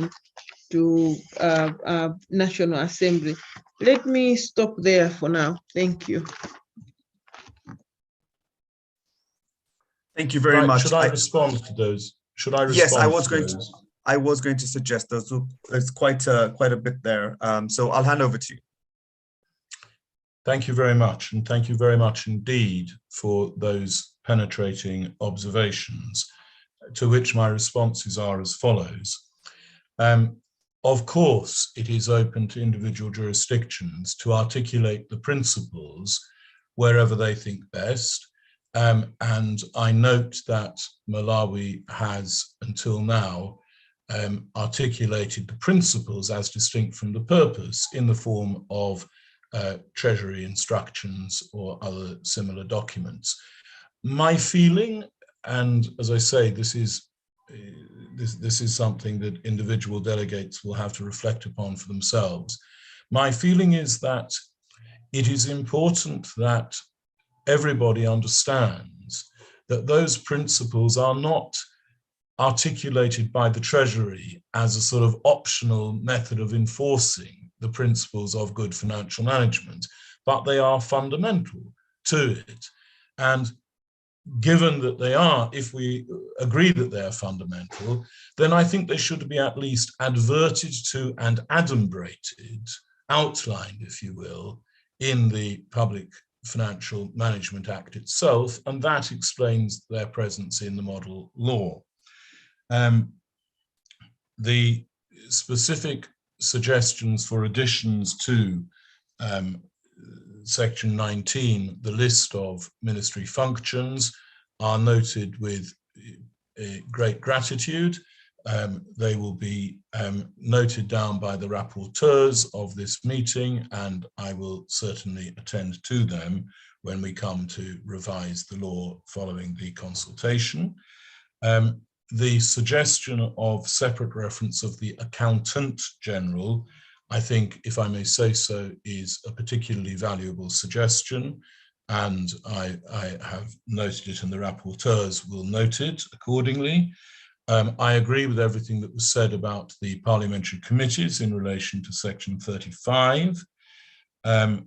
As to the correct placing of the Auditor General, as I said earlier on, the different jurisdictions have different amounts of detail in their constitution and in other legislation. Malawi clearly has an extensive Public Audit Act. And yes, the provisions about the Auditor General probably largely belong in that act, in which case, if Malawi were implementing the model law, I would expect them to check that the provisions in the Public Audit Act of Malawi corresponded to the provisions that we have articulated in the model law, and then simply signpost from the model law, the PFMA as implemented, signpost from that to the specific provisions of the Public Audit Act. And finally, in relation to state-owned enterprises and their being embedded in the account review process, yes, I can absolutely appreciate the importance of that. And honourable delegates will find that state-owned enterprises are addressed expressly in Clause 6 and in a separate schedule to the model law, and that schedule will set out the parts of the law that apply to state-owned enterprises and how they apply. So in that schedule, I would expect to see a reference to the review of accounts provision under Clause 39, together with any modifications that appear to the jurisdiction to be appropriate in its context. I hope I have responded to each of the highly penetrating points made by the honourable delegate from Malawi. Thank you very much. I'm sure if there's any further clarifications, the honourable delegate will come back. We'll now hand over to Ellen Maduhu from Tanzania. You have the screen. Thank you, Mr. Jackson, and I would like to take this opportunity to thank Mr. Daniel Greenberg for the insightful of the model law on public financial management. Tanzania believes that this model law will be a guiding instrument for national parliament to reinforce their domestic legal framework on financial management of the public. We have gone through the draft. It's a good draft, but we have some few points to make. When we were going through the draft of the SADC model law on public financial management, we have not seen a section that describes the importance of internal audit in a country. We need clarification on that, and we would like to see the importance of internal audit be clarified and be highlighted in the document. Part 14 of the draft SADC model law on public and financial management, it talks about local authority. I would like to highlight that in Tanzania, we have a specific local government act on finance that makes provision for sources of funds of revenue and the management of funds and resources of local authorities. In this regard, we propose that the SADC law that we are deliberating it now should recognize that some SADC countries, there are laws that exist with regard to public funds on local authority. And point 3, the draft SADC law, in the draft SADC law, we have not seen a section that describes the procedure of how government institutions can open bank accounts. For the case of Tanzania, we have a specific law that governs these institutions to open a bank account. So we think that in order to safeguard public funds, the draft SADC law should have a clause that talks about how to open a bank account with regard to these public institutions. Also, when I was going through the concept note, you have done a very good description on how SADC countries are doing with regard to budget processes. You said that in near 6, in section 4, I think, section 3 in page 4 of the concept note points out that near 6 SADC countries, the budget process is not related to performance indicators for the ministries and public departments. There's neither there's also a weakness of misuse of supplemental budget in most of these countries. But when we were going through the SADC model law, we didn't see any section or part that describes on how these two weaknesses can be addressed. For now, maybe I should end up here. I thank you. Thank you very much. Daniel. Thank you very much, and thank you, Ellen Maduhu, for those enormously important points from Tanzania. I think they are all points which I would wish to address in a revision of the model law. Internal audit is clearly something that is particularly contextual, and therefore it would be difficult to say a great deal that applies equally to all jurisdictions, but simply setting out some of the core notions of internal audit is something that I think we should and can do.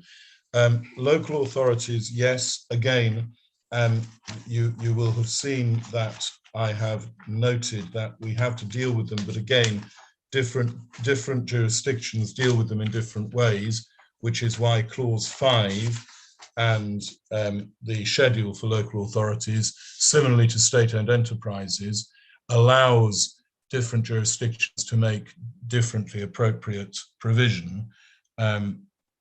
So yes, that is recognized in the structure of the model law, and I would therefore expect Tanzania to, if implementing the model law, to do it in a way that preserved the separate treatment of local authorities in other legislation.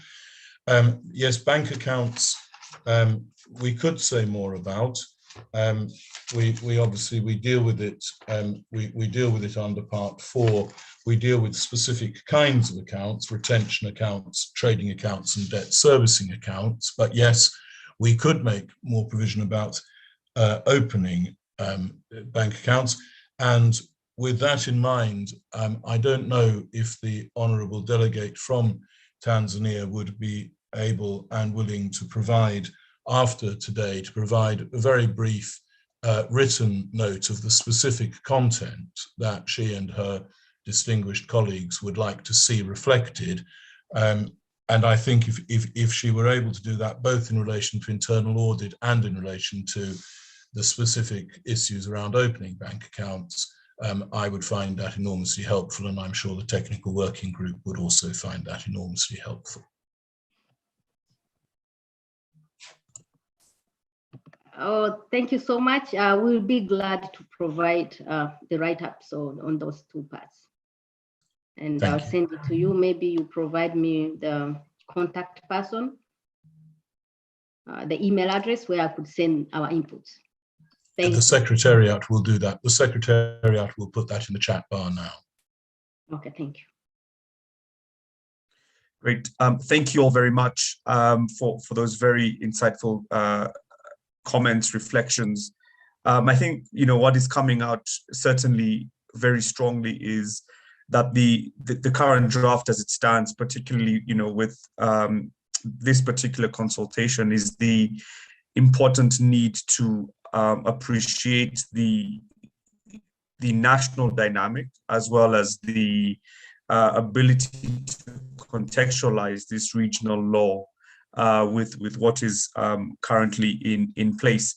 And I think, you know, especially with the question that came from the honorable delegate from Tanzania, you know, where there is existing legislation, I think this is a positive, because we then find ways of strengthening the regional law in this way, because we already have existing legislation. And I think I do want to appreciate that.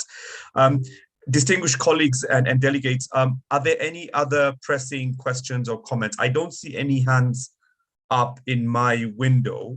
And of course, we would not want to. All right, we've just got one. Okay, so we have Dr. Elzius Kalugendo. You have the screen.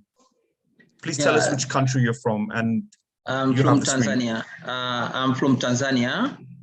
I've got a question on relating to say part 10, relating to public accounts.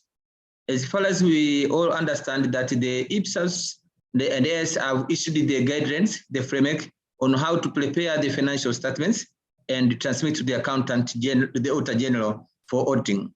But in this regard, there's no any framework being documented on which framework will be used by the government in preparing the financial statements. So I think we have to have a subsection relating to which framework the government has to adopt, whether it's an IPSAS or an IFRS, or in combination of both, which will assist to prepare the financial statements.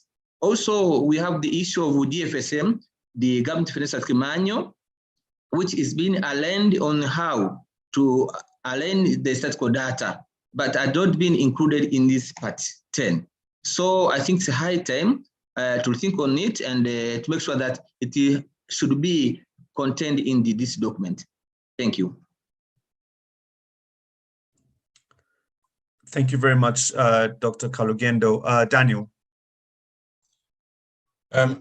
Well, yes, again, I think this is part of the very difficult balance between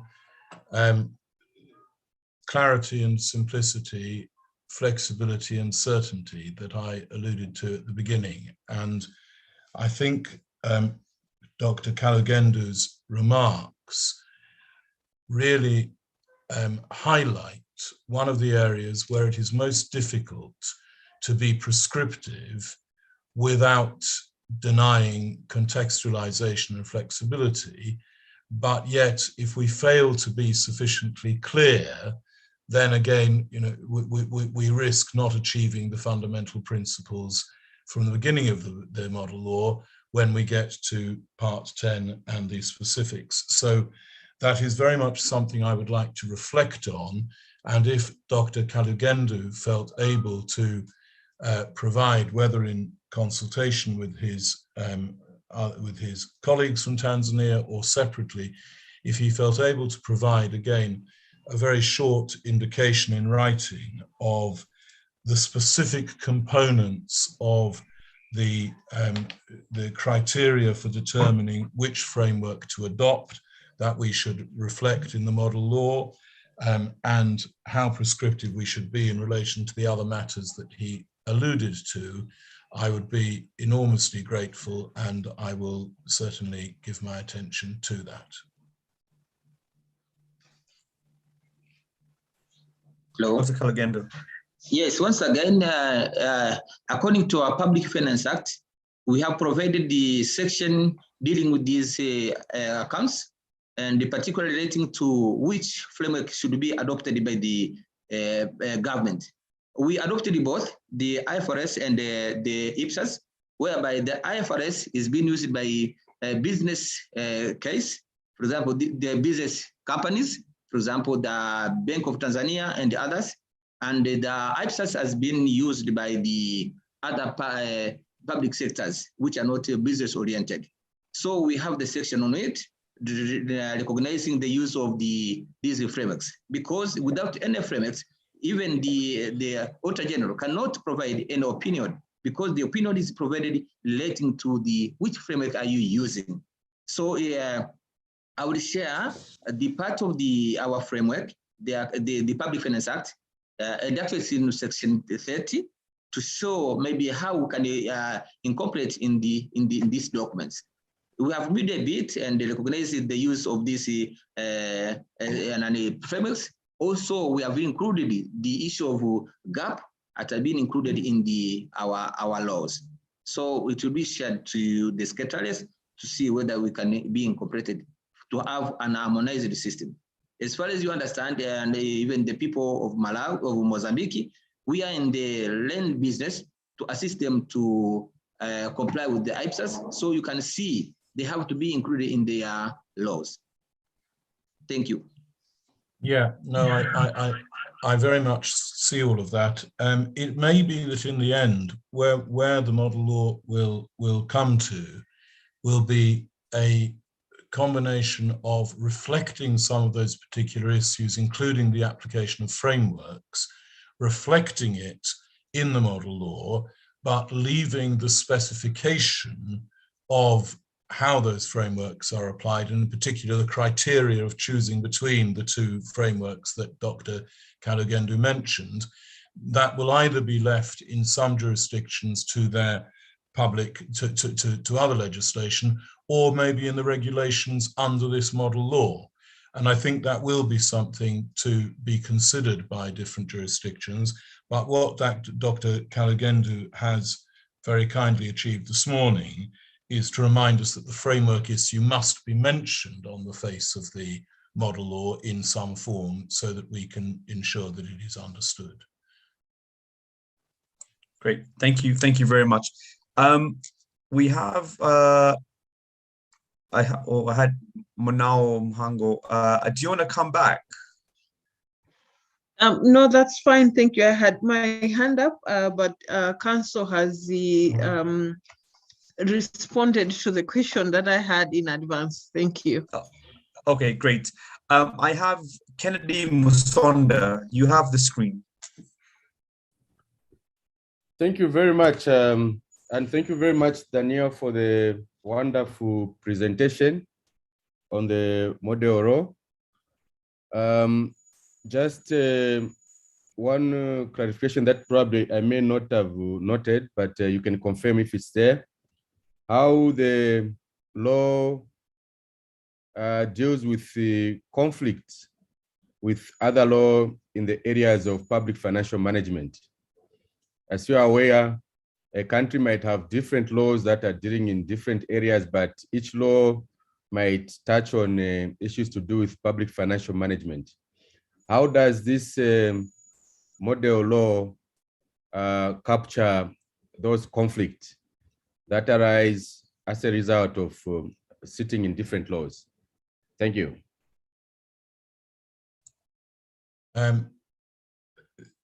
Thank you very much, Honourable Kennedy Musonda, for that question.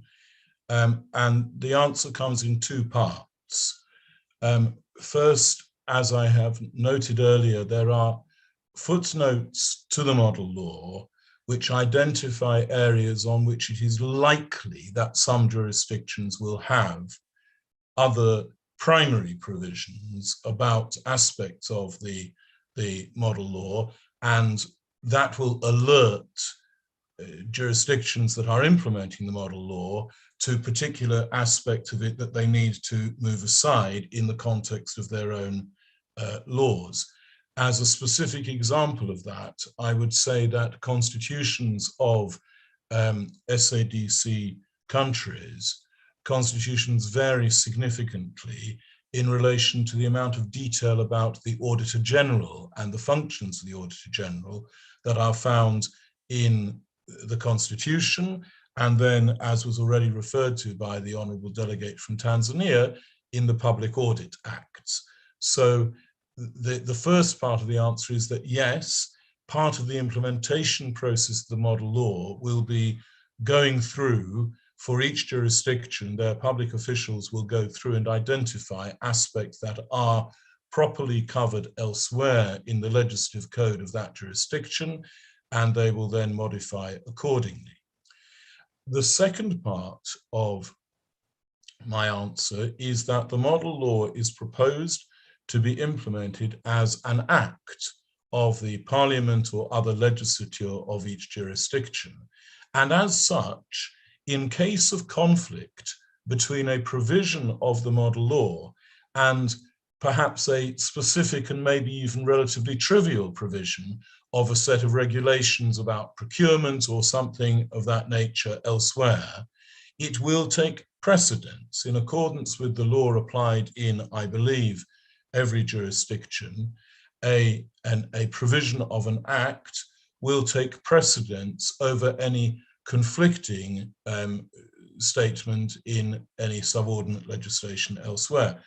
But clearly, and I think this was the implication of the question of the Honourable Kennedy Musonda, clearly that is an undesirable situation to be in, and we will first hope that those implementing the model law will carry out the trawl that I mentioned in the first part of my answer to avoid conflict, Where it arises, it will be dealt with in accordance with the law of precedence of primary acts. Thank you very much for that response, Daniel. I think that's an important reflection also as distinguished delegates go away to reflect on how that is handled, because actually that was something that was playing on my mind, where there is a potential conflict, then how do we resolve that? And I think you've aptly answered that and provided some guidance, at least to the team here. Colleagues, we're approaching midday Southern African time, and so I just wanted to check if there are any further questions, comments, clarifications from the distinguished delegates on this call during this consultation, so that we may benefit from Daniel's wisdom and guidance on how we can move forward with these consultations and feedback in strengthening the draft that we currently have, and also for the purposes of the working group to get a better reflection of what the mood on the screen is as we embark on this assignment. So I wanted just to check once again if there are any other reflections, comments, and clarifications. I don't see any on my participant screen, and just wanted to have one more round and just ask again if something has come to anyone's mind that they would like to ask. And I'll just give it maybe just give it a minute or two as people think about that before we start considering winding up this consultation.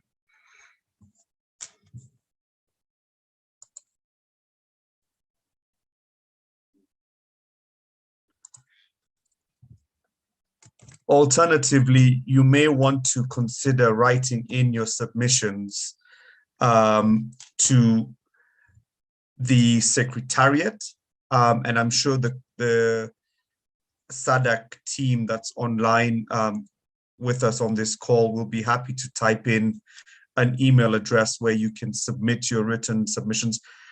Please feel free to submit them in a language that you are comfortable in. We realize that we've sort of primarily used English here, but we have had the interpretation services. But please do feel free to write to the Secretariat with your comments and questions in particular. And if there aren't any further comments or clarifications coming through, then with your permission and with that, I would like to thank Mr. Daniel Greenberg for walking us. Sorry, there's one more. Oh, here we are. Okay. We have Daisy Kachingwe Firi. You have the screen. Thank you so much, Mr. Facilitator. Apologies if my question will be outside the context of the deliberations and indeed these consultations. I would like to thank the presenter for a very clear presentation. I have just one intervention to make, just to find out if the law has considered donations and grants. And apologies, Mr. Facilitator, because I didn't have time to go through all the document. So maybe my question would be something that has been addressed in the document, but I wanted to find out, is there any reference or how does the law treat donations and grants from organizations that are operating in various SADC countries? Is it public money? How is the accountability of that money treated by the law? I just wanted to appreciate Thank you so much, Mr. Facilitator. Yes, I can respond to that point fairly briefly, if I may. Yes, the model law already recognizes that donor funds and grants have to be treated differently in certain ways. For example, therefore, clause 33(2)(a) recognizes that appropriation in aid directions may need to be given in respect of donor funds from international organizations. And that is partly, of course, because of internal audit requirements, but it's partly because it may reflect a condition of the grant itself. I would say to the honourable delegate who's kindly asked this question, I would say that if on reflection he thinks there are additional matters in relation to grants and donor funds that should be reflected on the face of the model law, perhaps he will be kind enough again to submit a very brief written intimation of those aspects, and we will certainly look at them. Subject to that, I remind him again that the purpose of having regulation-making powers under the model law is to provide for different treatment for specific aspects, and donor funds and grants would be one aspect, particularly in relation to accounting, where one would expect to find specific mention in the underpinning regulations. I hope that is a sufficient answer for the present. Thank you very much, Daniel. Dicey, I hope that response is satisfactory, and the request on a, yeah. Wonderful. So and I do hope you could also furnish Mr. Greenberg with the written paragraph that he has requested as well, as it will aid not only the strengthening of the regional model law, but also the contextualizing of where your question and clarification has come from as well. Okay.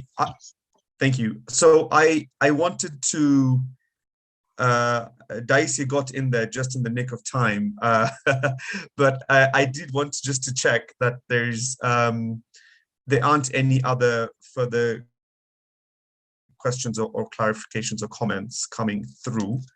And as I'd mentioned before, I'm sure the SADC Secretariat will assist with a general email address where we can all submit, for those who would like to submit written statements or written comments and clarifications with suggestions, they may do so.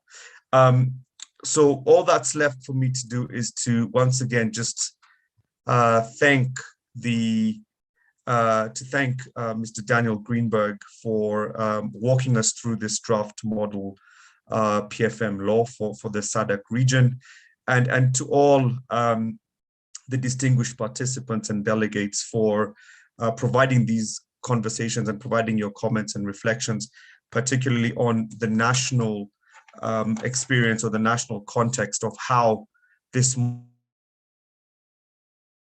model law can be refined, strengthened to make it more contextually specific and appropriate, and allow for it to then be domesticated within as we go through the processes.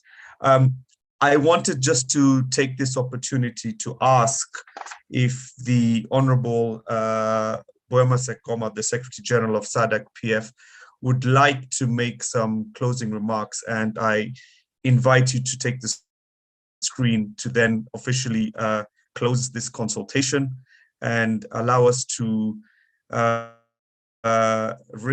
re-energize and top up our sugar levels as we go into the rest of the day. Honorable SG. Thank you very much. I thought you had already done a great job at that. And let me just thank you, thank Dr. Greenberg, thank the participants for those, enlightening submissions that have been made. And it's the second meeting that we're having after the Auditors General. And we really value these engagements. We look forward to your written submissions. We will also follow up as a reminder through email to encourage you to please send us those contacts. As a SADC Parliamentary Forum, we remain available and open to engaging with you. And I'm looking forward to this journey on the PFM and the lessons that the SADC region could really leverage on for us to see a better tomorrow. Thank you very much for your time and wish you a good afternoon.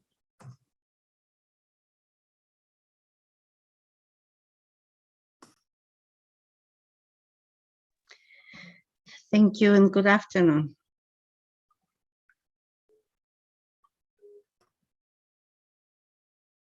Good afternoon. Thank you, Ms. Ellen.